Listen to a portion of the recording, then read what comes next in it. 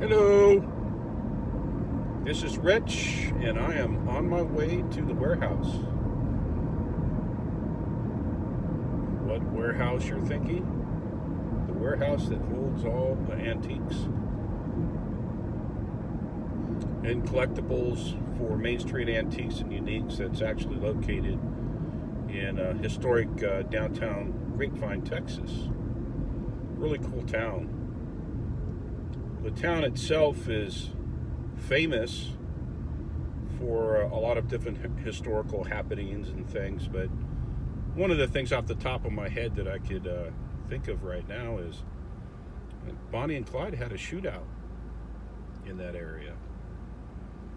So that's kind of interesting. It's really a fantastic little place to come visit. There's lots of historical buildings right on the main street.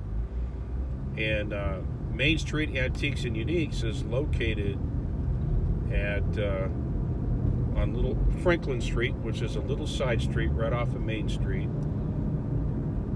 And it is in the 1910 built Faust house or Faust home. The Faust family was a well-known, wealthy family in that community back, I guess, in the very beginning of the town, or pretty close to it. And they had the funeral home, and the funeral home is still there on Main Street. I do believe it's considered a historical landmark also. And their home was actually about 2.5 to 3 blocks from where it is now. Back in the 70s, it was moved, and I think the home, if I understand the story correctly, was free to the person who obtained it. He was just told, you pay to have it moved, and you can have the home. So he had it moved about 3 blocks, or maybe it was 3 miles. I don't remember exactly. I'll find out the exact facts and share it in another video. But it was moved and to the place where it is now, 211 West Franklin Street, Grapevine. So it's like not even, probably about 40 paces or so, something like that, right off of Main Street. So if you're on Main Street, Grapevine, and you're coming, say, from the big bank that's at the end of it, from that, not the train station direction, but the other direction, which I believe is north. If you're coming from the north to the south, down Main Street, Franklin, you would take a right onto Franklin. Very, very small side street. As a matter of fact, they just put in a brick sidewalk. So that's brand new. But, I mean, it's right there. You can't really miss it. Kind of behind the farmer's market. If you know where the farmer's market's at, or you find that. Look behind the farmer's market area, their parking lot. And there sits the 1910 built Faust home. And Main Street Antiques and Uniques, we basically own the business. It's not an antique mall. Nothing against antique malls. Antique malls have their place. But they also have a lot of obstacles to overcome in a typical antique mall. And I'll talk about that too in another video. But when you own it 100%, it's independent from anybody else. It's your business, and they do take consignments. They do have some consignment pieces. Very selective about what we consign.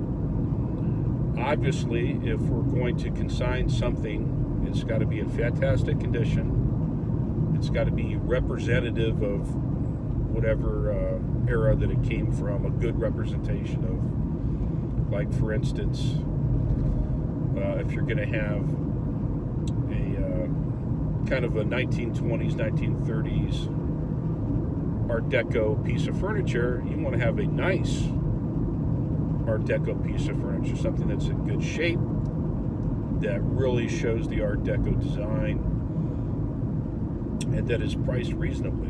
We research everything that's in our store, in our shop, in our business is researched. So we don't just make up a price. We research it very carefully, and for all online sources, and including auction records and what it's selling for on different auction sites that I won't mention in this video, but it's all right there. So there's really no argument about a particular piece's value. Now, you can't argue the condition, so that's why we really concentrate on the best condition that we can find. And if somebody brings something in that's for consignment, we're going to make sure that it's in really, really decent condition. Now, understand that there is normal wear and tear for a piece, especially if it's been around for 100 years, which kind of back to Art Deco. Art Deco is 100 years old now. So anything that's Art Deco, which, if you know about Art Deco, it was really, really presented in 1933 at the World's Fair in France, I believe. But it started around, I think, 1918, around in there. But Art Deco is in its 100th, basically in its 100th year, being 2020. So there are some fantastic pieces of Art Deco furniture. I know one of the biggest collectors of really fantastic Art Deco furniture in art is Barbara Streisand. Barbara Streisand has a huge home, and her home is just full of Art Deco furniture. But so I guess you could say now that Art Deco is truly, in the truest sense of an antique, being 100 years older, has come of age. And then, of course, we have vintage. Vintage, to kind of put that in perspective, is most people understand that vintage is anything that's 20 years or older. And I'll tell you that a lot of young people, they love pop culture items from the 90s, because that was their childhood. And there's lots of items out there that you could collect up and find that they're hot sellers. And we actually sell quite a few things online. But let's kind of get back to the main topic of this. I'm on the way to the warehouse in Denton. That's where our warehouse is at. It's actually about 45 miles from the shop. The shop is located in the Grapevine. Our warehouse is located in Denton. We got a really good price on the amount of space that we have. So that's where we settled, and that's actually close to the original, or the owner's home. So it's pretty convenient. And so I'm going to be out there today working and listing more things that we haven't listed already, and then working on our website. Not only do we have the Faust home in Grapevine in our warehouse out in Denton, we also have, of course, a thriving Facebook page. You can buy our items actually right on the Facebook page. You don't have to go any other place. We have our huge eBay store, and our eBay store has about 1,700 items at the moment. It's been very successful. Of course, eBay has overhead just like everything else, which averages 13%, just in case anybody was interested. So anything you sell on eBay as a seller, you're you're paying 13%. That's 10% to eBay, about 2.8%, I think it is. We just round up to 3% for PayPal fees. And then, of course, we always give free shipping. And so we're paying for the shipping. So it's actually better for you eBay sellers or new eBay sellers to just take the shipping, your estimated shipping cost, or if you have it down to a science, your exact shipping cost, and put it into the price of the item. Give free shipping. If you give free shipping on eBay or other online marketplaces, it ranks you higher most of the time. I mean, I know eBay at least is designed that way. So that's just a good tip. Some people, when they go on, they'll do their search for just free shippers.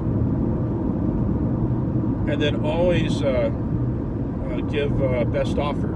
Always put that on. So all of our items, not everything that we have is on eBay, but a lot of it is. And our big furniture items is also on eBay, but it's for local pickup only. But anyway, so we have about 1,700 items or so on eBay, which you can go check those out and buy there. If you don't want to come in physically, you could buy it on eBay, and we'll ship it to you if it's shippable.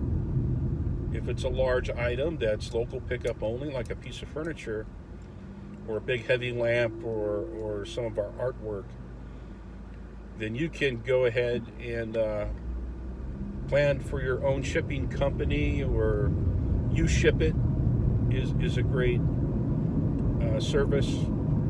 So you just get the appropriate weight and measurements from us, and then you you ship it, and you pay them the appropriate price, and they'll come to our location, pack it up,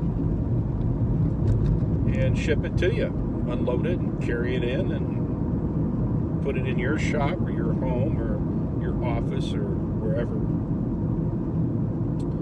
But anyway, that's what's going on today. And by the way, it is May 19th.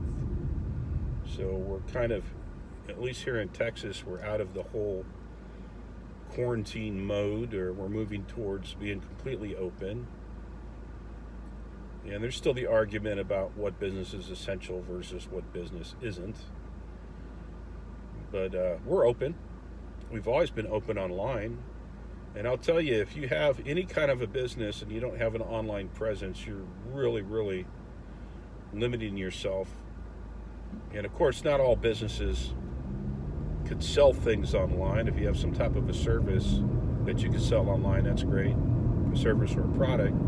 But let's say if you're a restaurant, you could probably do orders online and curbside pickup and so forth and so on. But that's a whole nother topic and a whole nother discussion. But on the way to the warehouse to do some work, we will be starting, or I will be starting primarily a YouTube channel. I have a little YouTube thing that I haven't really worked on very much lately,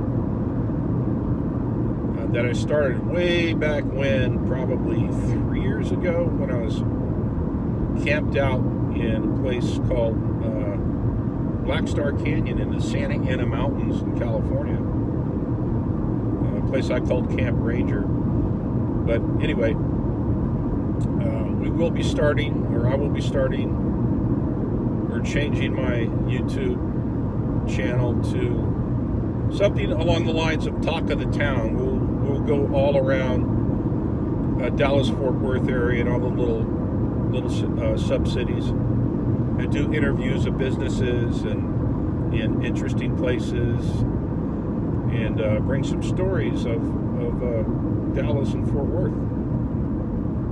One in particular, excuse me, is in Denton, where I'm going to now. There was a train robber back in the 1800s who him and his partner actually stole quite a few gold coins. This is a true story. And he was eventually caught, but he has a cache of gold coins, $20 gold pieces, what we call Liberty heads, still hidden or stashed someplace around Denton, and there's been a lot of people that have searched for it. But I want to dig into that and get the full story and all the rumors, and I think that'll be pretty interesting. Oh, my t-shirt. This is a good buddy of mine, Mike Childress, that is actually writing his own comic book, and it's being published. He's actually put out a couple of coloring books now, kind of for adults or what have you, or anybody can color them, but along his storyline. And this is a Sasquatch, or the Abominable Snowman, with a big rocket launcher attached to his wrist. Can't really see it because of the lighting, but I think I have the very first t-shirt. He got his box of t-shirts from the printers, the very first box, and opened them up, and I got the first extra large off the top. So I could say I have the #1 whack job. It's called the whack jobs. You can look at them up online, but I have the very first t-shirt out of the box. So I have the #1. Got to keep this. So I'll talk to you soon, and this is Ranger 5 out.